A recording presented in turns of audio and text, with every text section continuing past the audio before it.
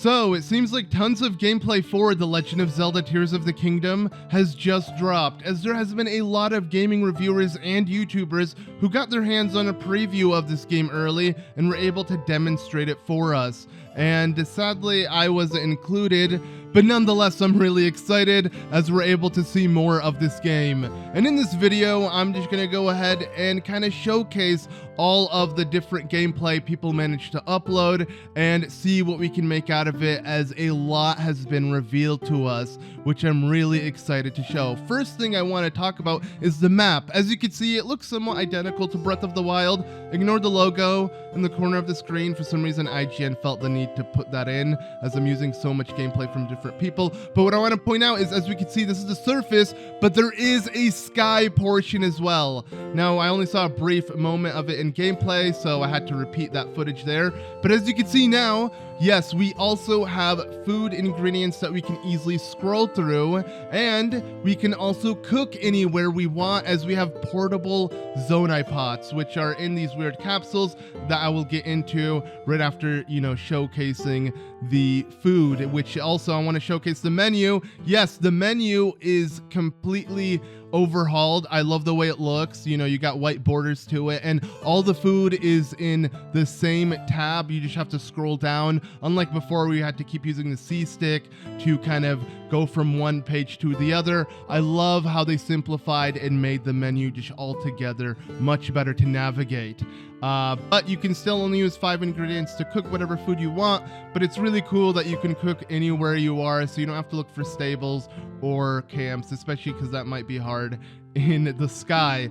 But speaking of the sky, yes, Link is launching himself here, and this is actually going to lead us to a really cool concept. There are several different people who demonstrated this for us. I'll try to link all the videos in the description, but overall this video kind of showcases everything in one go. Also, I want to point out, yes, the Yiga Clan paraglider, pretty badass if you ask me. But yes, this is what I want to talk about, the gacha mechanic, as yes, Breath of the Wild, or rather Tears of the Kingdom, is going to have somewhat of a gacha mechanic. Now here is someone else landing to it. What you have to do is you have to use Zonai charges, which are essentially your currency for these, you can consider them gumball machines or gacha machines. And what you get out of them, don't worry, it doesn't use real currency or give you anything that, of an advantage. It pretty much just gives you Zonai material parts that you'll be able to use to build vehicles and upgrade your weapons and all stuff like that. Here is different gameplay of someone else doing it as well. And as you can see, the Zonai charges are essentially your battery, but also they can be used as currency for this gacha machine, which then gives you all of these Zonai parts, which I just find so cool, and it'll be a nice way to farm them. You just have to kill Zonai enemies. But okay, speaking of what you're gonna do with these Zonai gacha parts, as they are in capsules, so you don't have to just find them laying around on the ground. You can literally carry them with you in these capsules, which I find super convenient and really nice. So you can pretty much build anywhere you want to go, as long as you find a structure you want to build on. But yeah, so go ahead and just plop them out onto the ground and then start using your ultra hand and then build it for yourself, which is so badass. Now, whoever was building this did take some time, so we're jumping to different footage. As you can see, this is a properly built one. It has a rocket, it has propellers, and it's all ready to go. Sadly, we don't see much of it launched, but here's a better view of someone actually launching it. The rocket kind of just shoots itself. Obviously, it's going to take a while to get used to how to build these and the most convenient way to use certain parts, but nonetheless, I think it's really cool. Obviously, the render distance, you may notice, things just pop in and out, as you can see when Link is moving really fast. So it does seem like it's pushing the Switch to its limit, but still, it's going to be so much fun. You're not even going to notice the graphics or the render distance being a problem. But wow, I also love how you could see the storm in Hebra so huge. But okay, speaking of obviously using these stuff for the sky, you can also use them on the surface. As you can see, elevating yourself upwards with the rocket can help get you an advantage, like a small height advantage, to attack the enemies. And then as you can see, you can use bomb flowers, which might be the complete replacement of bombs, and also the meat arrow. Pretty cool, that's confirmed. Everyone was wondering. I wonder what you will do if you can bait enemies with it. But yeah, so we can see also Link using the Zonai machinery on the surface to elevate himself. Looks hard to control, but that does make sense, because if you can easily go around places and precise your movement, it might be too easy to kind of just jump over areas. But yeah, there's so many ways to build yourself. We just saw a hot air balloon, and here we can see a rocket just kind of put it on these giant square-like platforms, and it will actually kind of help it propel its way. But it seems like these platforms won't fall, because I believe there's a fan underneath it keeping it propelled up into the sky, so you can just use it as a platform that will then navigate you somewhere else. It does seem like the main challenge here when you are in the sky is reaching other sky islands that are very far away, and that you have to utilize your Zonai charges, your whatever builds that you build to actually get you there, and then see if you have the stamina to actually reach it, or if you're even high enough to continue paragliding your way there. Altogether, it seems so badass. Here we can see the fusion technique in action. Very quick, very efficient. You can just jump to it. It doesn't take much. And I think it's really cool that you can see like certain constructs that are completely destroyed and ruined. Obviously these are ruins that were brought up to the sky. We don't really know much about the story. All of the story was kind of not mentioned, but as you can see, yeah, you can build in a really funny way. And here we've got another quick look at the sky and where they are at. I love how it's separated. I wonder if there'll be a section for underground as well on the map. But yeah, so it's really cool that you can just kind of attach it to any part that you want. As you can see here, yeah, you could just put a bunch of propellers all over and not even really have a coherent build. Like, just kind of do whatever you want and it will still work. Everything you do will be of use, and actually the game will let you test it out, so you're not forced to build like the same build as everybody else. And I find that so cool, because yeah, look at this stupid contraption someone was able to build, and then there you go, they activate it and it works. Probably not the most convenient way to have things. It seems like the rocket just completely disappears once you're done using it, once it runs out. But still, here's another view of actually being able to land, but he didn't really land his thing. Luckily it hit a tree. That was pretty cool. And also, yeah, it looks like you can teleport back up, whether you have to use a travel gate type thing that Breath of the Wild's DLC added, or you'll be able to just straight up teleport to certain locations, specific landmarks that you can revisit in the sky. It just seems really cool nonetheless. I love how you could just add a rocket to one of these platforms and it just launches you up just like that. It does seem like, yeah, there's gonna be so many ways to elevate yourself higher. And as you can see, it worked perfectly, because now they're able to dive down and jump onto an island they were unable to reach. But speaking of which, we're gonna see what that little patch of, leaves were about, as yeah, that actually will play something that will probably upset a lot of people. We'll see it in the later gameplay. I just pretty much cut down all the gameplay that I could find that's new to me, since a lot of people were using repeated footage. Probably Nintendo gave them some B-roll to use. But yeah, I just want to demonstrate it all, showcase it all. This is kind of the laid back video where I'm just kind of talking over it. I'll definitely do more in-depth analysis type videos about all of this footage, but I just want to showcase it and talk about it casually with you guys. So again, we can see reaching a higher platform, but obviously you don't have to just use vehicles. As you can see here, there are obviously these little piston type things that we've used in shrines, and they can also launch you, and it works. Obviously, this is where the stamina becomes very, very important, because if you don't have enough, you won't be able to glide from one side to the other. But as you can see, it's still a convenient way in doing so. So the physics mechanic of launching Link is still going to play a very important part. Here we can see someone else do the exact same concept while launching themselves with the piston. This time it's during the day. I think it's worth kind of showcasing, as again, every little bit of new gameplay to me is worth it. I think it's so cool. But yeah, so as we can see, Link is once again just trying to align themselves. So you could really choose where you want this piston to kind of launch you towards, as yeah, they're being really precise here with their, launching direction, waiting for Link to then get aligned and then perfectly just set themselves to that island. I believe this is a similar island to the one the previous clip was also attempting to reach, but still cool nonetheless.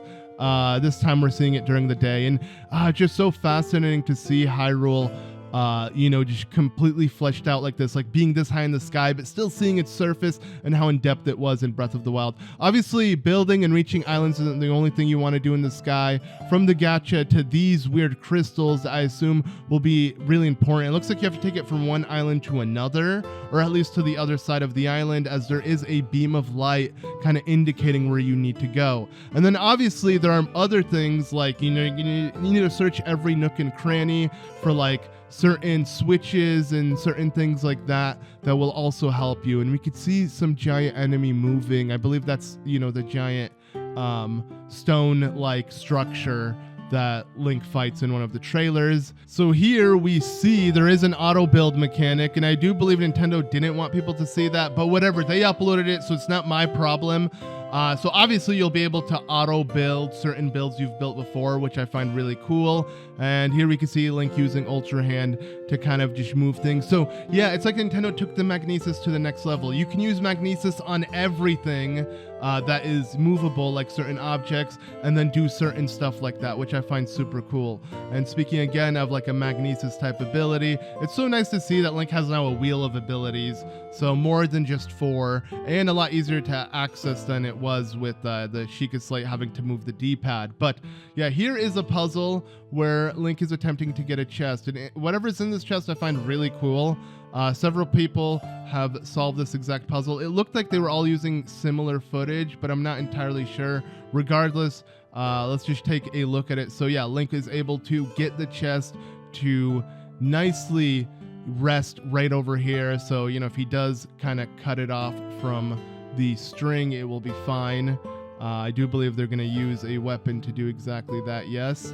And it looks like a new weapon. These are the weapons that are probably coming out of the Bokoblin's head. Now, you're going to have to be real careful. Yeah, this is kind of like using Magnesis to place the chest in a more convenient area, because if you just let it drop, you'd probably have to go all the way back down to the surface. But yeah, it looks like a Zonai chest. It has Sheikah-like looks to it with the eye, but it's green, so it reminds me more of the Zonai. And here we got an old map, which will add an X to your map, I'm assuming, and you'll be able to locate it, kind of like what they did with the Wind Waker. But yeah, just look at the scale of like some of the maps, and then how you can see like the lake and everything. It's insane. It's absolutely insane. And here's just a clip of Link walking around. I don't know, to me every little bit just looks so cool and fun. But now let's move on to something that will upset a lot of people, and that is, yes, the return of, well, this fire fruit is new, but they're going to use it to burn this up. And yes, you may already, be able to tell from these leaves what it's going to lead to. Yes, there's a rock underneath, and what does rock stand for? A core rock. Yes, my friends, sadly, Koroks have returned, and they seem to be also in Hyrule Sky. Maybe they will be only in the sky and none on the surface, but we've seen surface ones, so it looks like, yeah, in general, Nintendo hasn't learned their lesson, and they're going to make this tedious collection type thing be a major, thing that you can do throughout the game, which I hope at least they give you better rewards. If they do, then I'll be happy. But yeah, we can see someone do the exact same one at night. There are many ways to solve it. It seems like this time they use a chew jelly. I love how Link can just throw it like that instead of hold it like he would hold ingredients, and he can only like plop it onto the ground. He can literally just chuck it at certain things. So 2 ways of using fire. There's so many other ways to, make fire spawn within the game, from rubies in general, attaching it to your arrow, to other things. So it's just nice to see that there's so many ways to do so. But yeah, again, it leads to Korok Seeds. Sadly, they're going to be a collectible throughout the game. Let's just hope they give you good collectibles in return and not just pieces of poop. But yeah, here we can see a different Zonai construct enemy, and they're kind of using a fused weapon. They got a bat that has a rock connected to it. We've seen Link use this exact kind of weapon to cut down trees because the rock gives it a sharp edge. Obviously, with the Zonai, we get Zonai pieces from them, including charges, so they're worth killing. Now, that pretty much does it for the sky portion. As you can see, now Link is on the surface, but I still want to showcase it. The sky is obviously more exciting, but as you can see here, okay, Link fusing a spiked ball with his weapon, and now it's able to get much stronger, though it does shrink. It seems really weird how it shrinks so much, but still, nonetheless, it's super fun to see that you can easily just pick up their weapons and use it. It doesn't shrink on him, but I do like how Link is able to throw some mist into the air by fusing a different weapon, and then there you go, Sneak Strike it. Sneak Strike was already OP in Breath of the Wild, and now it looks like we could do it far easier because of that. Here is something I find really, really fun and really cool, which let's actually see if they do it. First, they're going to go ahead and throw some mist. Okay, that was just a small bit of gameplay. The gameplay is all over the place. I'll be honest, I just woke up and just immediately compiled everything I could find. Here, instead of Link using the spiked orb to attach it to his weapon by fusing it, we're going to see him use recall instead, which I find pretty cool. He's just going to go ahead and send it backwards. But once it's done with that, it's just going to come rolling back down. So you probably want to make better use of it. It looks like they're trying to have it hit that, and it did work. That wasn't bad. So many ways to solve things. I think it's so freaking badass. But I believe in this clip we'll see a different sort of fusion. So we got a long stick, and it's going to take a while for obviously people to get used to the mechanics, but there you go. Wow. Now it's a little, well, it's a pretty big axe. It looks super, super cool using certain parts. So here's also another fusion technique, using the horns to make a pickaxe.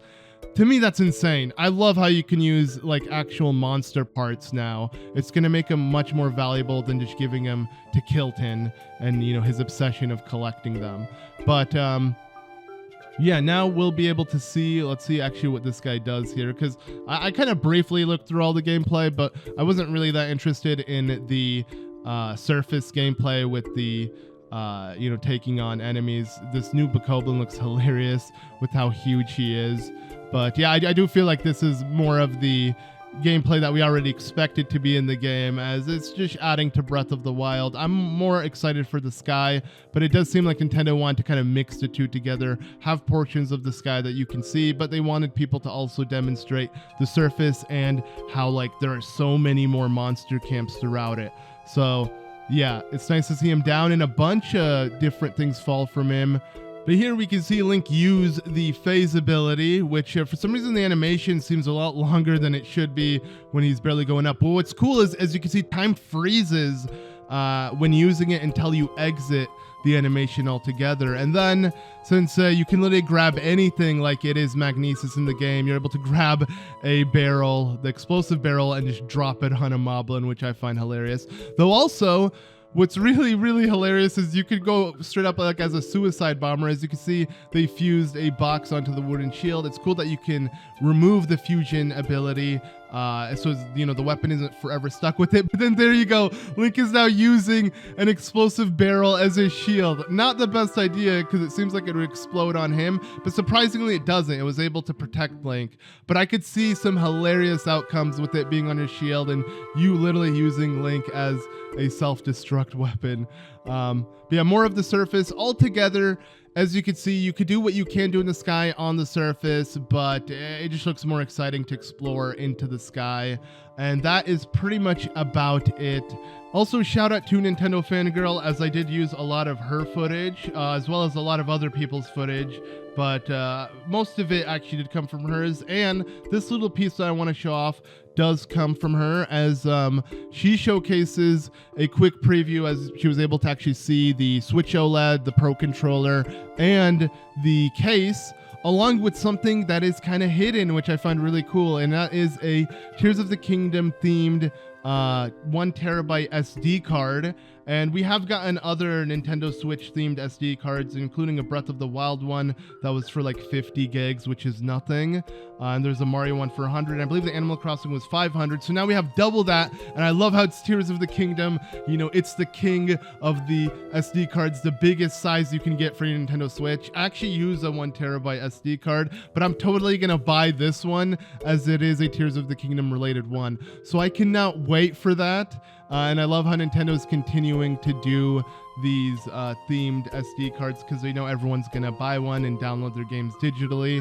So it's pretty nice to have, you know, SD cards themed around the games you are playing as well. But that's just something I find pretty cool, because Nintendo hasn't mentioned it, and I'm sure it will be on the market once the game does come out. But nonetheless, let me know what you guys thought of this gameplay. I know this was a very simple, laid-back video, but there's just too much information to like just kind of try to know where to focus. I just thought, let's just talk about it all. At least all that I was able to pull from certain YouTubers and game reviewers footage. Again, shout out to all of them. And yeah, that pretty much does it for this video. I hope you guys enjoyed it nonetheless. I just want to update you guys. I might make a further in-depth video on some of these new mechanics and changes, but I just thought I'd give you guys a quick impressions video as well. But yeah, I appreciate you guys sticking around. I cannot wait until the game comes out, as I'll be doing a full-on Let's Play. I'll be doing all that jazz. You should expect so much content when the game actually drops. I can't wait for this wait to end, as every little bit of new info that comes is just, well, it's exciting. It's also just makes time feel like it's going so slow, because I just want to play the game already. But yeah, anyways, that about does it for this video. Once again, thank you all so much for watching. Be sure to leave a like. Make sure you're subscribed not to miss out on any further videos regarding Tears of the Kingdom in the future. But that about does it for this video, and I've been ZM as always. I'll see you all in the next one.